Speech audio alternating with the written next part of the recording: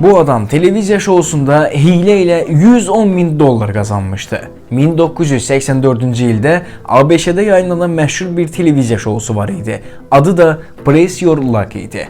Oyunun qaydası isə çox sadə idi. İştirakçılar ekranın ortasında yanıb sönən qutulara baxır və stop düyməsinə basırdı. Hədəf hədiyyəli qutunu tutmaq və pul qazanmaq idi. Əgər səhv qutunu seçsəydin, hər şeyi uduzurdun.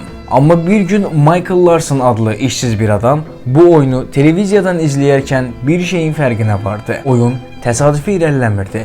İşıqlar həmişə müəyyən bir ardıcıllıqla hərəkət edirdi. Larson televizorunu videoya çəkdi. Sonra həmin videonu kadr-kadr analiz etdi. Gördü ki, proqramda cəmi 5-6 fərqli nizamlı sıralama var və o bu sıralamaları əzbərlədi. Bir neçə ay sonra yarışmaya qatıldı.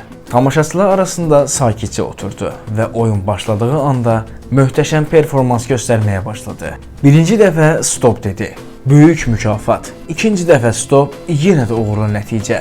Üçüncü, dördüncü, beşinci və beləcə 45 dəqiqə ərzində 40-dan çox ardıcıl düzgün seçim etdi. Aparıcı tərləyir, texniki heyət kameralar arxasında panik içində idi. Çünki heç kim indiyə qədər bu qədər məbləği qazana bilməmişdi. Larson o gecə 110.237 dollar qazandı. Bu həmin dövr üçün rekord məbləği idi. Ən təəccüblüsü isə o heç bir qaydanı pozmamışdı. Proqram rəhbərliyi onun qazanclarını ödəməyə məcbur oldu. Amma bu hadisədən sonra şounun bütün sistemi dəyişdirildi.